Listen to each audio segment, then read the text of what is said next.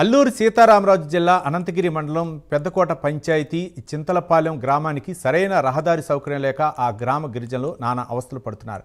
గర్భిణీ స్త్రీల పరిస్థితి అయితే మరీ దారుణమని చెప్పాలి.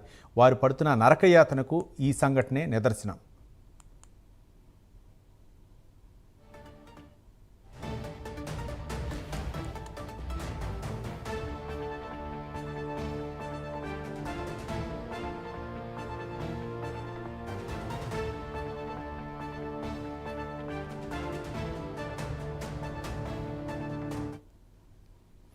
చింతలపాలెం గ్రామానికి చెందిన కొర్ర జానకి అనే గిరిజన మహిళకు పురిటి నొప్పులు రావడంతో ఆసుపత్రికి తరలించేందుకు కొన్ని కిలోమీటర్ల వరకు డోలి వాడారు.